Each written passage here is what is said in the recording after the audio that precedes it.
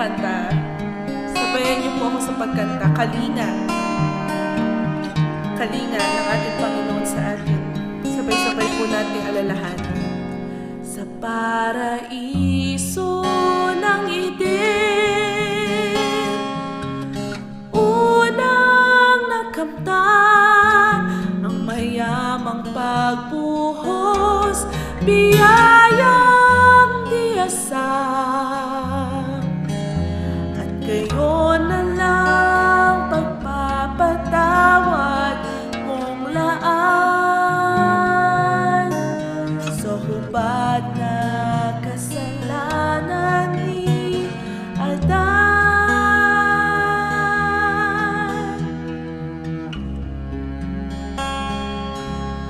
Hanggang pag-agos ng taon, saksing kay saysayang bawat hibla sa panahon ng iyong pagmamahal. Sa gitna man ng laksa-laksang pagkukulang, pagpapalang dulot mo ay di mabilang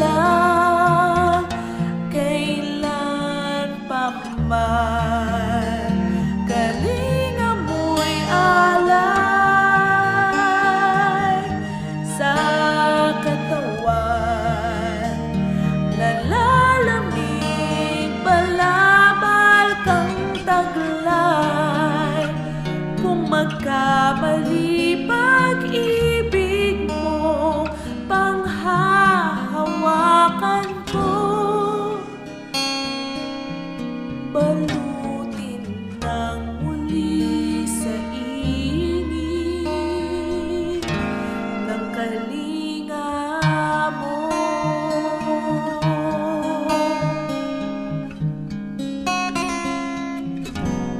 Kung may unos mang dumating sa aking daraanan, di mangangamba dahil ikaw ay nariyan lang. Sa gitna man ng anino ng kamatayan,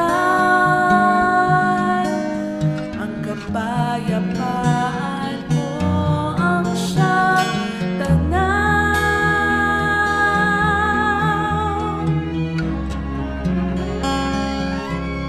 Sa pagdaan ng kailanman, habang panahon, sa kahapon at ngayon, maging sa paglaon,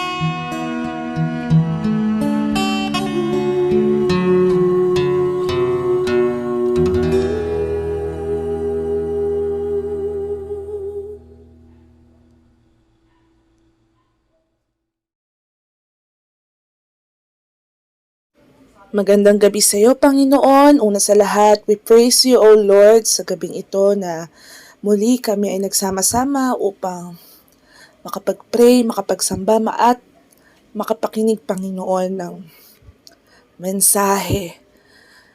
Panginoon, gamitin mo ang aming speaker, kung ano man po ang maaaring masabi, Panginoon, nawa manggaling lahat ito sa iyo at ang kaalaman.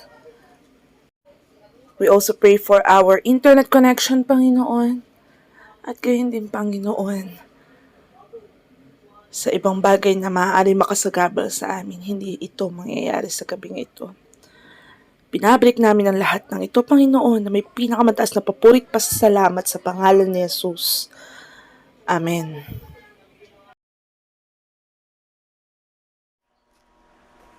Magandang gabi po sa lahat. Ngayon po ay nandito tayo ngayon sa ating pagsamba mula sa ating church dito po sa Bayanan, ang ating midweek po na sa ating mga kapatiran na sa paraan sa online, tayo po ay nagpapatuloy na magpupuri sa Diyos sa gabing ito upang makarinig tayo ng mga salita na nagmumula sa ating Panginoong Diyos. Mga kapatid, samahan po ninyo ako sa pagbasa sa banal na kasulatan na matagpuan po natin sa pangalawang Pedro, chapter 3, verse 9. Ang sinasabi po, ang Panginoon ay hindi nagpabaya sa kanyang pangako tulad ng inaakala ng ilan. Hindi pa niya tinutupad ang pangakong iyon alang-alang sa inyo. Binibigyan niya ng pagkakataon ang lahat ng makapagsisi at makapagbalik loob sa Diyos, sapagkat hindi niya nais na kayo'y mapahamak. Salamat po sa pagbasa ng ating teksto. Tayo po ay saglit na manalangin. Aming Diyos na makapangyarihan sa lahat, sa gabing ito, Ama, kami po ay nagpapasalamat sa pamamagitan ng online ay kami po ay nagpupuri sa inyo, Panginoon. Pinasasalamatan ka namin dahil sa ang dakila mong pangalan ay aming maitataas. Kaya patnubayan mo po kami sa aming pakikinig na iyong salita ngayong gabi, Panginoon. Purihin ka sa pangalan ng aming Panginoong Hesus. Amen. Magandang gabi po sa atin lahat, mga kapatid. Tayo muli ay nandito ngayon sa ating pagbulay-bulay sa salita ng Diyos, na ang aking dadalhin ngayon ay ang pamagat po ay katiyagaan. Sinasabi ang katiyagaan ay long suffering. At ito po ay nangahulugan na mahabang pagtitiis na ating pag-aaralan ngayon. Dito po sa verse 9, ang Panginoon ay hindi nagpabaya sa kanyang mga pangako tulad ng inaakala ng ilan. Hindi pa niya tinutupad ang pangakong iyon alang-alang sa inyo, na binibigyan niya ng pagkakataon ang lahat ng makapagsisisi at magbalik loob sa Diyos, sapagkat hindi niya nais na kayo'y mapahamak. Ito po ang ating pagbulay-bulayan ngayon sa gabing ito, na ang katiyagaan ng ating Panginoong Diyos ay hindi siya nag-aalinlangan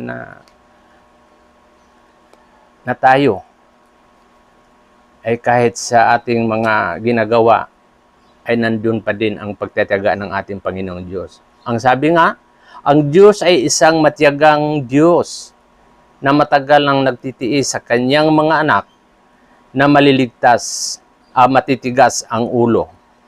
Nanatili siyang tapat sa kabila ng kanilang kawalang katapatan.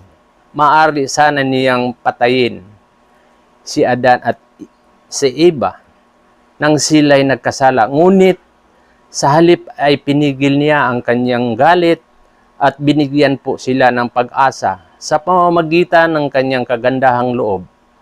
Maging malaya rin siya sa panahon na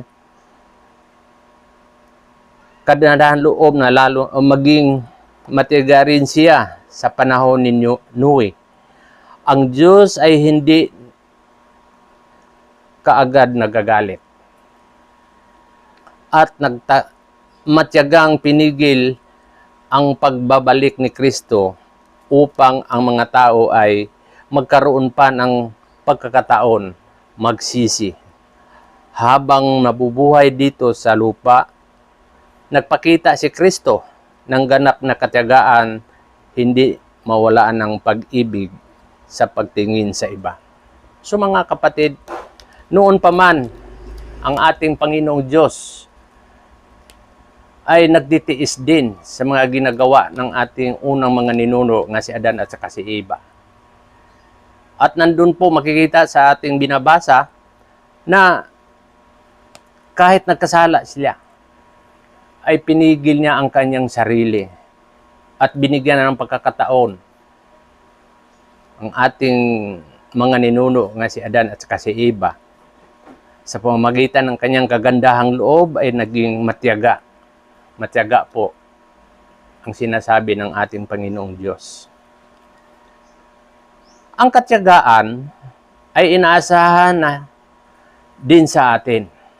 Sa kailangan italaga natin ang ating mga sarili na maging matatag sa mahabang mga araw at linggo ng paghihirap at pagtatag sa pananampalataya. Tulad ni Job. Halimbawa, doon sa Santiago, mababasa po natin ang sinasabi natin ay mapalad ang magtitiyaga at magtitiis. Narinig na ninyo ang tungkol sa pagtitiis ni Job at ang ginawa sa kanya ng Panginoon. Kung titingnan natin, ang pagtitiyaga niya o yung pagtitiis ng ating kapatid na Job ay nandun po. Pero sa bandang huli, ito ay nagpakilalang mabuti, mahabagin ang Panginoon. Magagawa rin natin ito dahil sa buhay na pag-asa kay Kristo at sa kanyang mapagtiis na kagandahang loob. Kailangan maging matiyaga tayo sa mga kasalanan at pagkukulang ng ating kapwa bilang bahagi ng bunga ng Espiritu. Kailangan po tayo na magtiyaga o pagkukulang sa ating mga kapwa. Mga kapatid, ang pagkukulang natin sa ating kapwa, na marami tayong mga layunin na hindi natin nagagawa doon po sa mga hindi pa nakakakilala ng ating Panginoong Hesus. So ang sinasabi doon sa Galatia, chapter 5, verse 22, dito po natin makikita ang fruit of Spirit. Ang sinabi nga, subalit ang bunga ng Espiritu ay pag-ibig, kagalakan, kapayapaan, katiyagaan, kabaitan, kabutihan, at katapatan. Ito po yung bunga ng Espiritu. Na ang isang Kristiyano ay namumunga po. Ito po ang lumalabas na bunga na binabanggit ko po dito. Nandun yung pag-ibig. Kasi kung walang pag-ibig, hindi mo magagawa na maghayo ng salita ng Diyos. Yung kagalakan na mayroon kang naranasan sa buhay mo na hindi labag sa kalooban mo. Na magalak ka nga maghayo ng salita ng Diyos, na magalak ka na makikita mo yung mga taong uhaw doon sa salita ng Diyos. At nandun din ang kapayapaan. Nung sinasabing kapayapaan, ay yung pakiramdam mo sa sarili na ikaw po ay parang press na press, lalo na kung kayo po o tayo ay naghayo ng salita ng Diyos at maraming nakikinig. Ang katiyagaan po, kailangan po sa atin bilang isang mananampalataya. Dahil sa pagtitiyaga ng isang mananampalataya, ito po ay nagbubunga. At mapapagkitaan din natin ang ating pinangangaralan, ang ating sinisira ng salita ng Diyos ng kabaitan. Kasi pag ito po ay nakikita doon po sa mga tao na ang kabaitan mo ay igagalang po tayo. Yung kabutihan na ikaw po ang magbibigay ng mga hindi lang po sa material na bagay. Yung kabutihan na makisama ka sa kanila. Yung kabutihan na ikaw po ay tutulong kung ano man ang problema na kaya na mong gagampanan. At higit sa lahat, yung katapatan. Yung katapatan po, doon po masusukat ang iisang Kristiyano kung gaano siya katapat sa ating Panginoong Diyos. Kasi yung pag-uusapan natin ang katapatan, kailangan makikita niya sa buong buhay mo o buong pagkatao natin.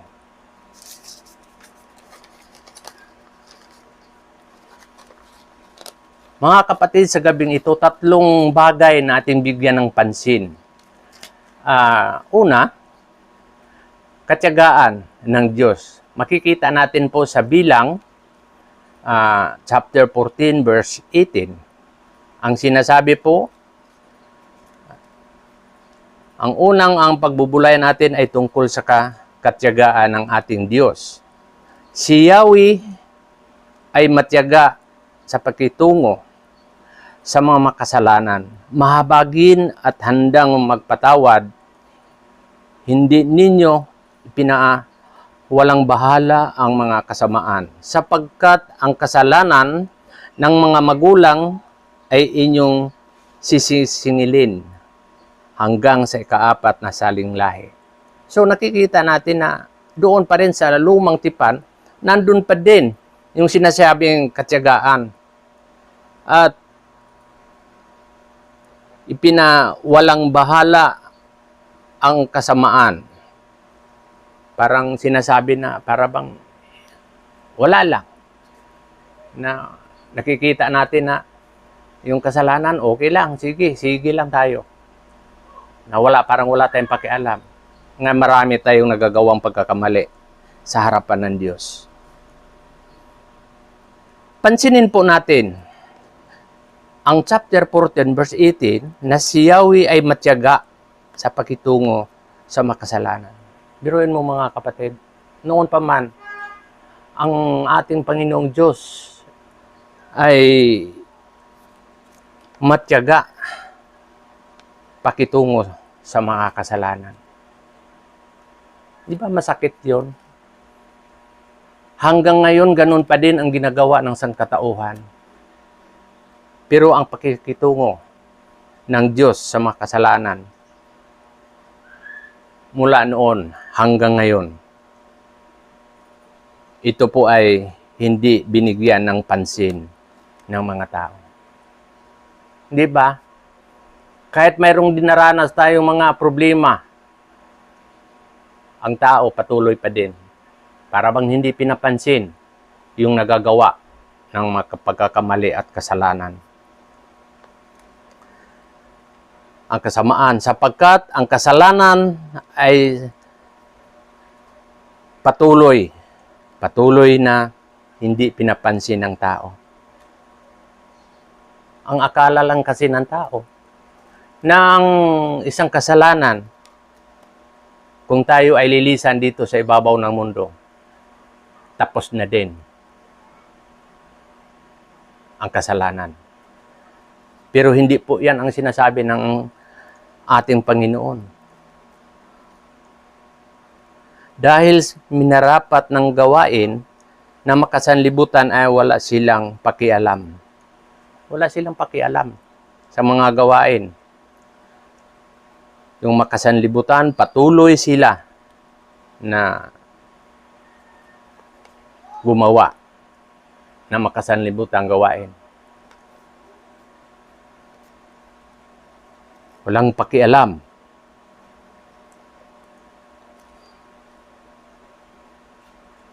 Kung ikaw bilang ama, limbawa bilang ama, kapag ang inyong mga anak ay hindi sumusunod sa inyong mga utos, ano ang mararamdaman ninyo? Di ba malulungkot ka? Malulungkot kayo?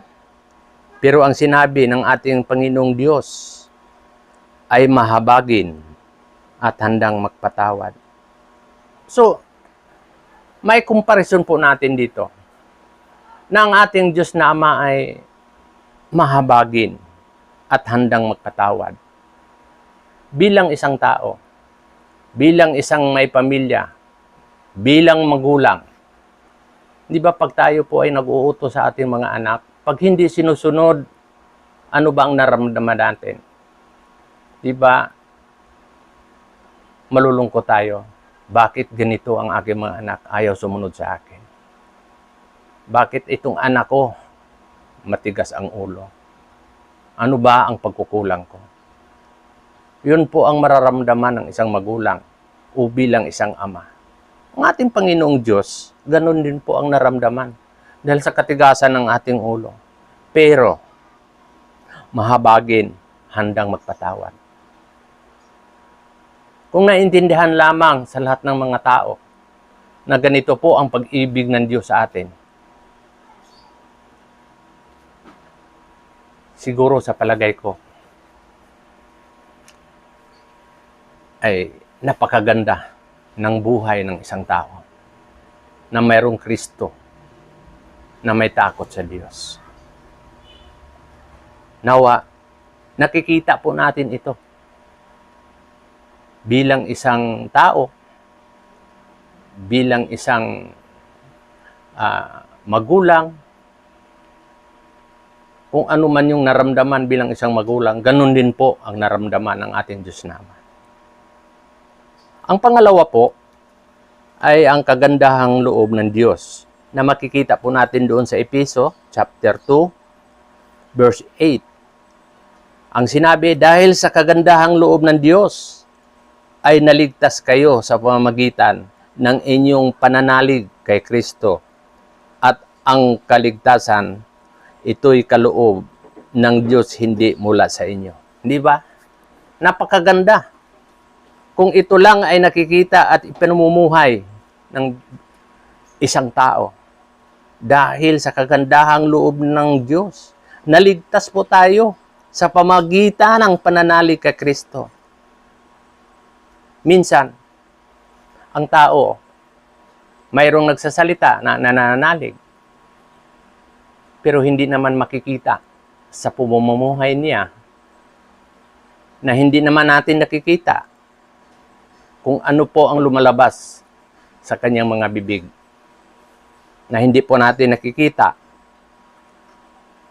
na siya ay totoong may takot sa Diyos.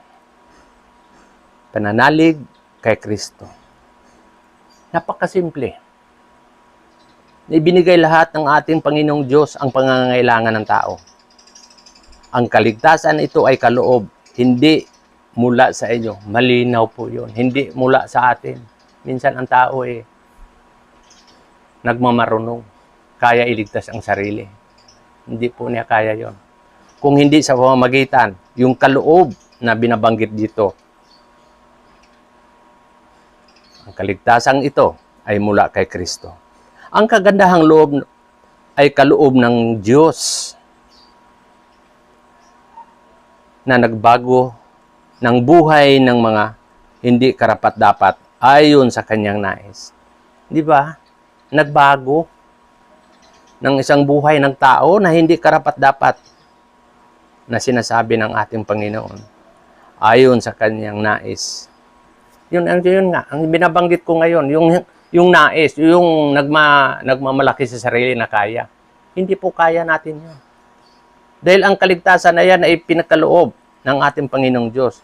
Ang kaloob na kaligtasan ay kapatawaran sa mga kasalanan para sa lahat. Para sa lahat na tumatanggap. Ang sinasabi dito na para sa lahat, yun lang po sa tumatanggap. Iba kasi yung magsasalita tayo na para sa lahat, ibig sabihin, kasama na ako dyan. Pero daw tayo, mayroon pong kadugtong ang sinasabi, yung tumatanggap. Sino yun? Yung taong kumilala at isinuko yung sarili at tinanggap ang ating Panginoong Hesus bilang personal na tagapagligtas. Sa pamamagitan, sa anong pamamagitan? Pananampalataya. Sa kagandahang loob ng Diyos ay ipinahayag kay Hesukristo, subalit marami ang hindi nakatatanggap ng kaloob sapagkat sila ay umaasa sa kanilang sarili at sinisikap na makamit ang kagandahang loob ng Diyos sa pamamagitan ng kautusan. Minsan ganun tayo. Nangakala natin, nakadepende pa rin tayo sa kautusan. Pero nandito na tayo sa panahon ng ating Panginoong Hesukristo. Kaya ang malinaw ng sinasabi, na kung sino man lang yung tumanggap. Di ba ang sinabi doon sa Juan, chapter 1, verse 12, sinong binigyan ng karapatan na tumawag ng Ama? Di ba yung mga tumatanggap lang? So, yun po. Hindi po lahat.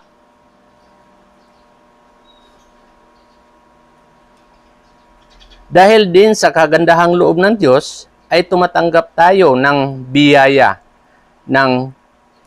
at tumutugon sa ating mga pangangailangan. Sa araw-araw ay inyayahan niya tayo na lumapit sa Kanya para sa ating mga pangangailangan, maging ang masama at ang makakatanggap din mula sa kagandahang loob ng Diyos. Ngunit may hangganan. Ang Diyos hindi po pinipili. Wala pong pinipili. Kung magbigay ng biyaya ang Diyos, inahalimbawa lang natin.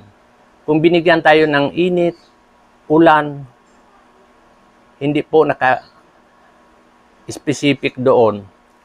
Ito lang ibigay natin doon sa mga anak ko. Hindi. Kung magbigay ng init o ulan man ang ating Panginoon, lahat po maranasan yan. Makasalanan man o hindi makasalanan.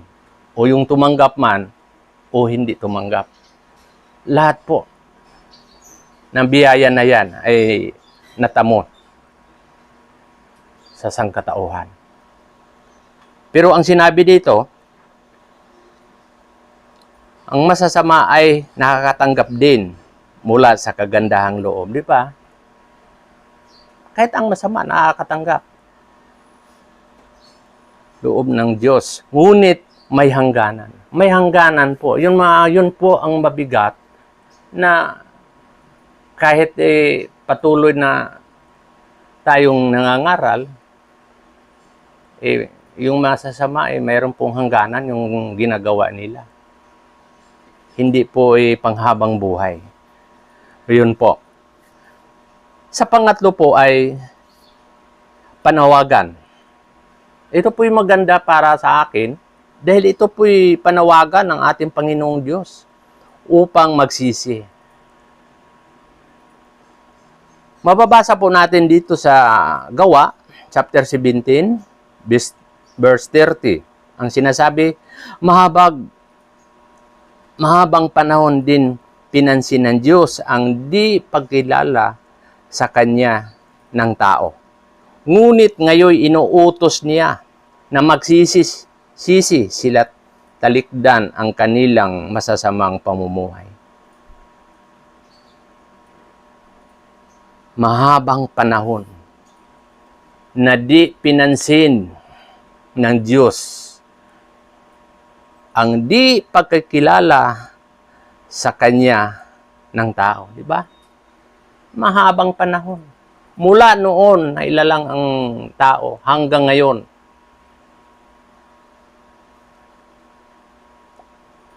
Napakatagal na noon.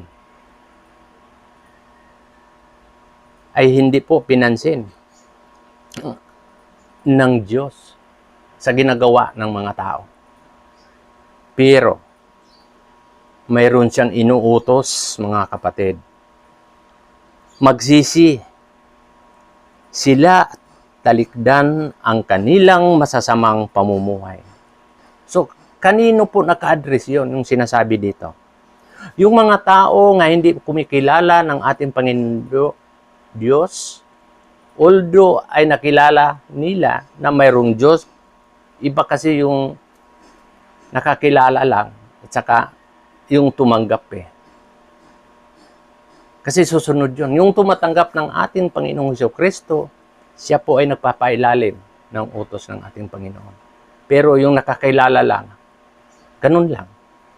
Hanggang pagkakikilala lang na ang kanilang masasamang pamumuhay. Yun po ang dapat na magiging hanapin katulad ng mga taong naghayo ng salita ng Diyos. Yung masasamang pamumuhay ng tao na mahikayat na lubusan silang makakilala ng ating Panginoong Jesucristo. Sa Gawa chapter 3, verse 19, ang sinabi po, kaya't magsisig kayo at magbalik loob sa Diyos upang pawiin niya ang inyong mga kasalanan. Ganun pa din ang sinasabi doon sa Gawa chapter 3, verse 19. Kaya't magsisi kayo at magbalik loob sa Diyos upang pawiin niya ang inyong mga kasalanan. Mga kapatid, sa hindi pa po nakakilala ng ating Panginoong Diyos, na lubusan na. Ito po'y hamon. Hamon po doon sa mga tao na hindi pa po nakakilala at tumanggap sa ating Panginoong Diyos. Ito po ang pakiusap ng Diyos.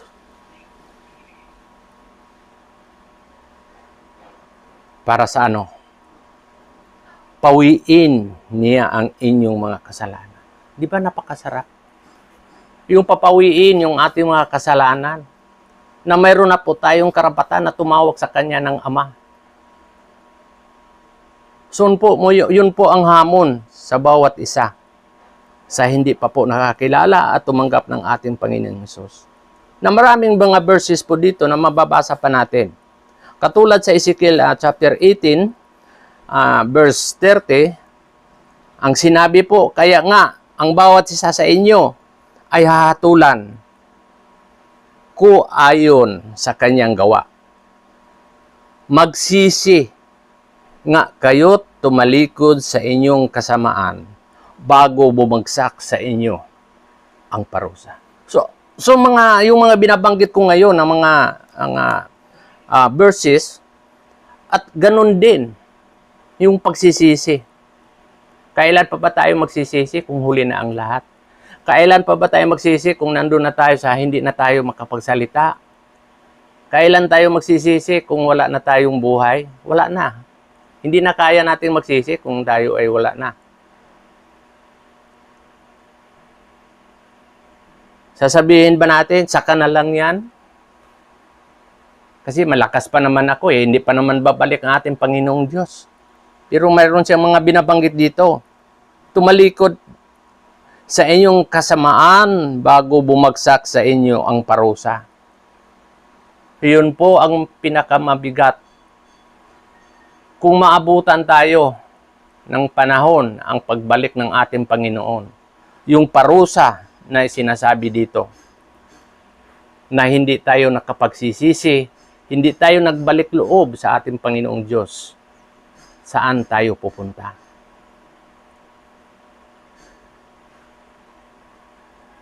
Nakakatakot mga kapatid.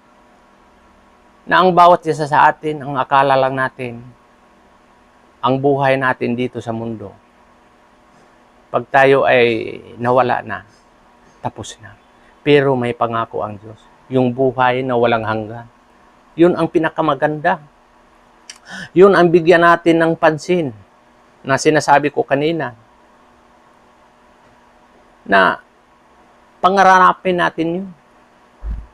Kung dito man sa lupa ay maraming paghihirap, maraming mga suliranin, maraming agam-agam, marami tayong kinakatakutan.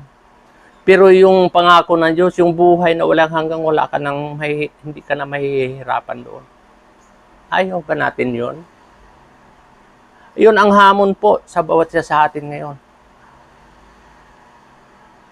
Huwag natin aksayahin ang ating oras, panahon, taon, buwan, dahil hindi natin alam kung kailan tayo mamamalagi sa mundong ito. Kung minsan nga, magugulat tayo, mga kaibigan natin, kahit sino na maririnig na lang natin, wala pong pinipili dito, maging pastor man, o maging ordinaryo man tayong mamamayan, o matataas man ang tungkulin. Oras na ikaw ay lilisan sa mundong ibabaw. Tiyakin na ang iyong paruroonan ay doon po sa ating Panginoong Hesukristo. Na siya po ang naghanda para sa mga taong sumusunod sa kanyang mga utos. Salamat po sa gabing ito. Naway pagpapalain po tayo sa ating pagbulay-bulay ng salita ng ating Panginoon. As tayo po ay saglit na manalangin. Panginoong Diyos, salamat po sa mga biyayang salita mo na aming napagbulay-bulayan ngayon. Nawa, Panginoon, marami pa pong mga tao na hindi pa nakakarinig na iyong salita. Naway mayroon pong tao na makabigay na paanyaya sa kanila, Panginoon. Alam namin, O Diyos, na sa aming kalagayan ngayon, napakahirap sa ganitong sitwasyon. Pero kami po ay nananalig sa inyo, Panginoon. Kahit anuman dumating sa aming mga buhay, patuloy pa rin kami na maglilingkod sa inyo, Ama. Sa inyo, Panginoong Hesus. Nawa ang aming kahilingan ay bigyan mo pa kami ng kalakasan. Patuloy mo kaming bigyan ng karunungan, O Diyos. Sa pamamagitan ng online, Panginoon, ay nagagampanan po namin ang tungkulin na inaatang mo sa bawat isa na sa tumatanggap sa inyo, Panginoon. Kaya, pinupuri ka namin, Ama, pinupuri ka namin, Panginoong Hesus, at pinasasalamatan namin. Sa pangalan ng aming Panginoong Kristo. Amen. Tayo po ay magdili-dili.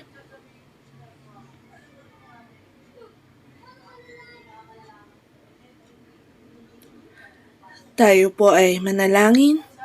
Panginoong Diyos, Hari ng lahat, Diyos na maawain, Diyos na walang hanggan. Tunay nga, Panginoon, na napakabuti mo. Ang iyong pag-ibig sa amin ay higit pa sa kalawakan, mas malaki pa sa nakikita ng mata.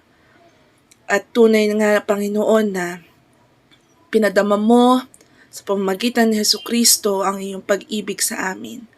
Panginoon, ang iyong mga anak ngayon ay lumalapit sa iyo. We confess our sins, Panginoon. Anumang kadumihan na iyong nakikita, linisin mo kami, Panginoon. At ituro mo sa amin, Panginoon, ang dapat naming gawin sa aming mga buhay. Gayun din, Panginoon, lumalapit kami ngayon sa gabing ito para idulog sa iyo ang ilang mga bagay, ang mga church activities, Panginoon.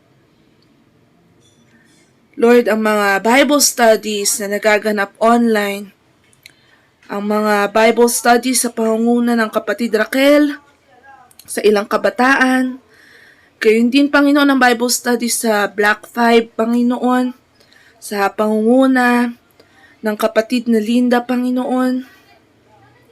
Gayon din, Panginoon, ang mga Bible studies sa young adult, Panginoon, sa pangunguna ng kapatid na Cora.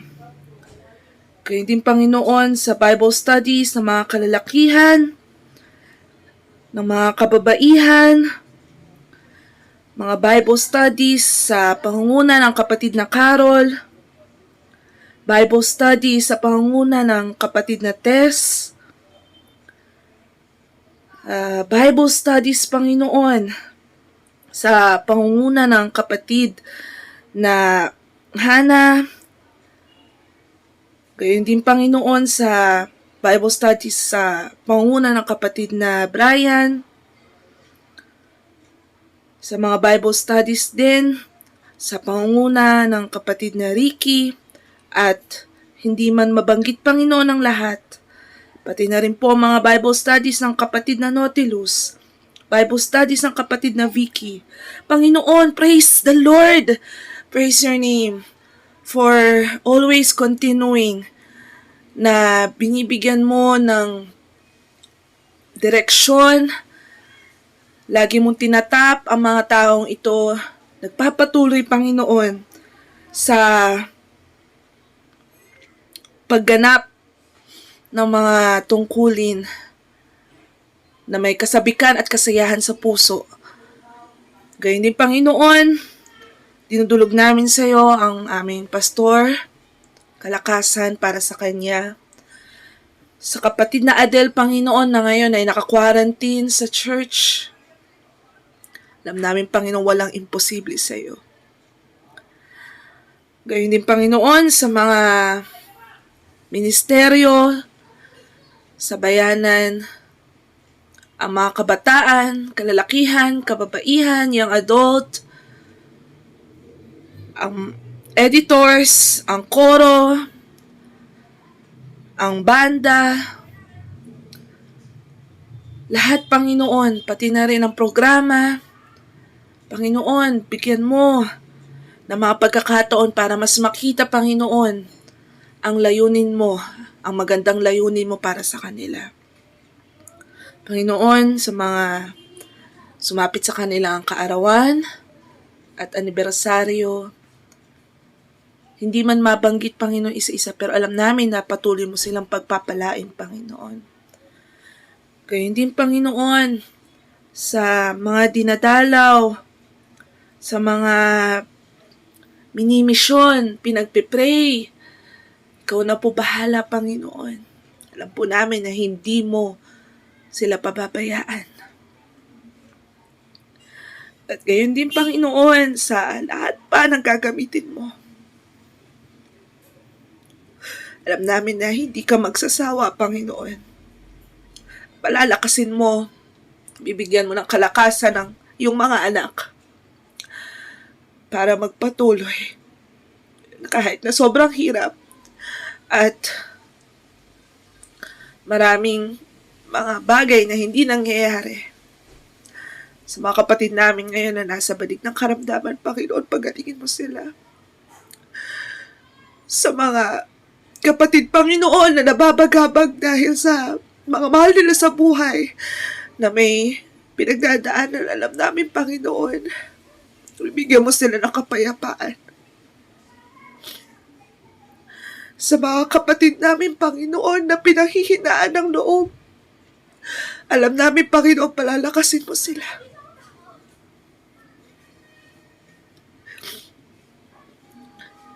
Dahil walang imposible sa iyo. At alam namin, Panginoon, na patuloy mo bibigyan ng pag-asa ang iyong mga anak. At makikita nila, Panginoon, ang iyong magandang layunin, ang iyong mga plano, ang vision mo sa iyong mga anak. Dahil din, Panginoon, ang aming kapatid na Mike, ang brother-in-law ng aming pastor, ganun din ang kanyang kapatid, Panginoon. Alam po namin hindi mo sila pababayaan. And let your will be done, Panginoon, sa iyong mga anak. Sa mga kapatid namin patuloy na sinusubok, Panginoon. Alam namin, Panginoon, na as long as manatili ang iyong mga anak sa iyo. Kahabagat mo sila. Bibigyan mo sila ng comfort. Tatanggalin mo ang burden. At mararamdaman nila ang pag-ibig mo, Panginoon. Panginoon, bigyan mo kami ng maturity. Bigyan mo kami ng pagkakataon mas maging mature, Panginoon, sa iyong mga salita. Bigyan mo rin kami ng pagkakataon, Panginoon, na mas maramdaman ang bawat minuto at bawat sandali na lagi ka namin kasama, Panginoon. Makita namin nawa ito, ang mga katotohanan na nagmumula sa iyo. Mga kamag-anak namin at mga kakilala namin sa ibang bansa, Panginoon. Sa mga dako ng mundo, alam namin hindi mo sila pababayaan. Salamat, Panginoon, sa iyo. Sa iyong walang hanggang pangunawa, pag-ibig, paggabay. At ang lahat ng ito ay aming pinabalik sa iyo, Panginoon.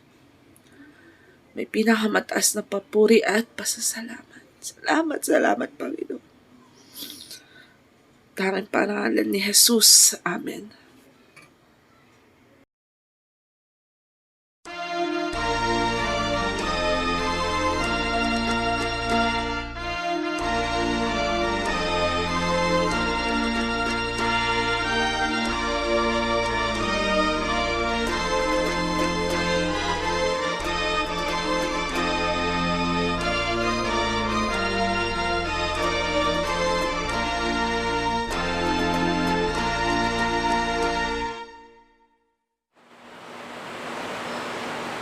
Nagpapasalamat kami sa iyo, dakilang Diyos, sa mabiyayang gabi ng aming midweek service. Salamat po sa pagpapaalala mo sa amin na napaka-importante sa aming buhay ang patuloy na pagtitiwala sa iyo.